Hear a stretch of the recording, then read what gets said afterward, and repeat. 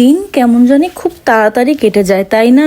ঘুরে ঘুরে আবার সেই বন্ধের দিন চলে আসে।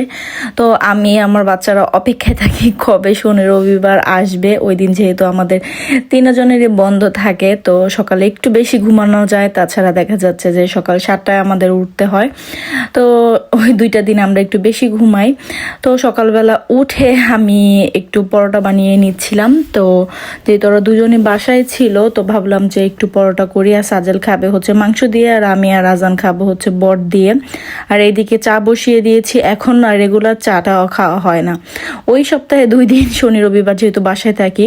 তো আমার ক্লাসে কফি খাওয়ার সিস্টেম আছে, কিন্তু ওইখানে যেহেতু পানি মিক্স করে খেতে হয়, আমার কাছে ভালো লাগে না। আমি একদম সলিড দুধ দিয়ে হচ্ছে কফিটা খেতে পছন্দ করি, তাই আর ক্লাসে খাওয়া হয় না। সন্ধ্যায় এখন একদমই খাওয়া বন্ধ করে দিয়েছি, কারণ সন্ধ্যায় চা বা কফি খেলে রাতে ঘুমাতে খুব দেরি হয়ে যায়, সকালে উঠতে খুব কষ্ট হয়। তাই তাড়াতাড়ি ঘুমানোর জন্য চা কফি দেখা যাচ্ছে যে দুইটাই বাদ দিয়ে দিয়েছি, সপ্তাহে 2 দিন খাওয়া হয়।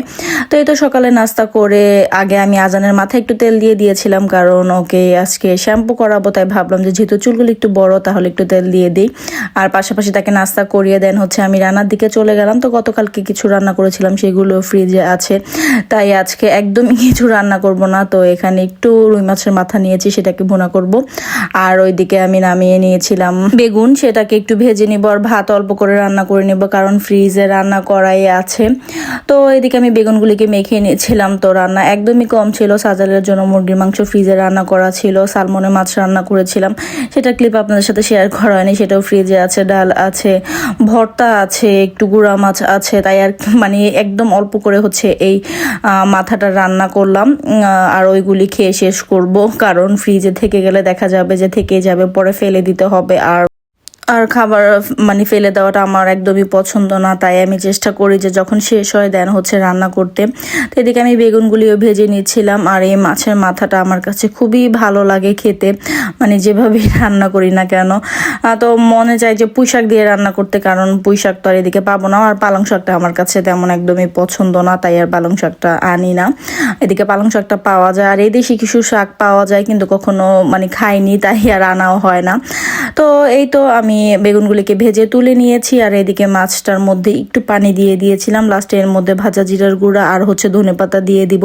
তো কারা কারা আমার মতো এরকম করেন বলেন তো? ফ্রিজে খাবার শেষ হওয়ার আগে রান্না করেন না, আগে সেগুলি শেষ করেন দেন হচ্ছে রান্না করেন। তো আমি তো বরাবরই এরকম করে, একদিন রান্না করে 2 দিন চালিয়ে দেওয়া যায়।